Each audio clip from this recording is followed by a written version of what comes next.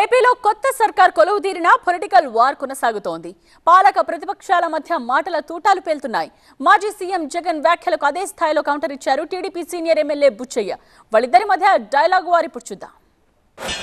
ఒకటి మీ అందరికీ చెప్తా ఉన్నా, ఏకంగా 14 నెలలు పాదయాత్రలు చేశాం. ఆ వయసు ఈ రోజుటికి నాకుంది, ఆ సత్తువ ఈ రోజుటికి నాకుంది. కాబట్టి మీరు మాత్రం ప్రతి ఒక్కరూ గుర్తుపెట్టుకోండి, ఆ టైం వచ్చేదాకా మీ పాత్ర చాలా కీలకం. ప్రతి ఒక్కరూ ఈ విషయాన్ని మాత్రం గుర్తుపెట్టుకుని మీ అందరితో కూడా సవినయంగా వేడుకుంటాను. తాడేపల్లి ప్రజల్లోకి వచ్చావా, మంచిదేనే, రాళ్ళు చెప్పులు వేస్తారు అంతే. నువ్వు చేసే నిర్వాహానికి రాళ్ళు చెప్పులు పడతాయి. చట్టసభలో మీ సభే అన్నిటికన్నా ముఖ్యమైన సభ అవుతుంది.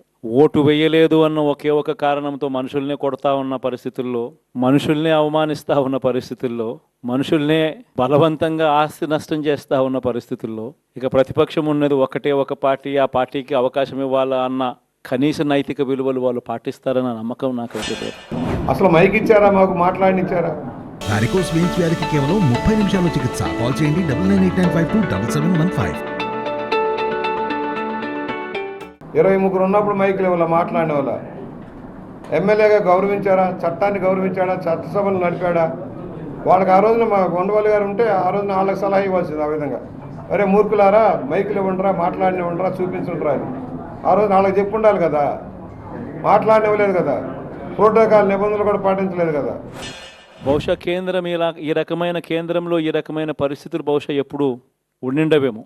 ఈ రకంగా కేంద్రంలో 240 ఎంపీలు మాత్రమే వచ్చిన పరిస్థితులు, రాష్ట్రంలో ఏకంగా వీళ్ళకు కూడా ఈ మాదిరిగా మంచి నెంబర్లు వచ్చిన పరిస్థితులు, ఎన్డీఏలో మళ్ళీ చక్రం తిప్పుతా ఉన్న పరిస్థితులు. ఇలాంటి పరిస్థితుల్లో కూడా ప్రత్యేక హోదాను అడక్కపోవడం చంద్రబాబు చేసిన మరో పాపానికి కూడా మరో నాంది. ఇలాంటి పరిస్థితుల్లో కూడా ప్రత్యేక హోదా మనం అడిగి తెచ్చుకోలేకపోతే రాష్ట్రంలో ఏ ఒక్క యువకుడు కూడా క్షమించడు చంద్రబాబు నాయుడు. అయ్యా నిన్నటిదాకా నోరు మెదపిన వాళ్ళు ఇవాళ నోరు మెదుపుతారు, పరోక్షంగా ప్రత్యక్షంగా సపోర్ట్ చేస్తారు. పోలవరాన్ని ముంచింది నాయకులే, ఏదో చెప్తారు కబుర్లు. వాళ్ళందరి గురించి నేను మాట్లాడతాను. అలా ఒకటి, మన రాష్ట్ర ప్రయోజనాల కోసం ఏం చేయాలి అదంత ప్రయత్నం జరుగుతుంది. మిత్రపక్షంగా ఉన్నాం కనుక అవసరమైనప్పుడు గట్టిగా నిలదీసి సాధించుకోవాల్సిన అవసరం ఉంది. రాష్ట్రం ఆర్థిక అతలాకుతలం అయిపోయింది. ఏ కార్యక్రమం చేయాలన్నా నిధులు కావాలి, పరిశ్రమలు రావాలంటే ఒక కాన్ఫిడెన్స్ క్రియేట్ కావాలి.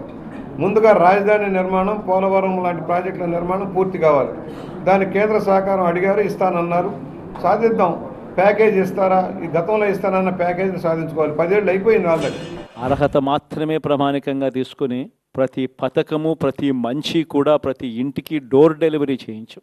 అలా ప్రతి మంచి, ప్రతి పథకము డోర్ డెలివరీ చేసిన ప్రభుత్వం మనదైతే, పాలన మందైతే, ఈరోజు కేవలం వాళ్ళ పార్టీకి ఓటు వేయలేదు అని మాత్రమే, ఓటుకు వేయకపోవడమే పాపం అన్నట్టుగా ఈరోజు రావణ కాష్టం సృష్టిస్తూ ఉన్నారు, విధ్వంసం చేస్తూ ఉన్నారు, ఆస్తులు నష్టం చేస్తున్నారు, కొడతా ఉన్నారు, అవమానిస్తూ ఉన్నారు.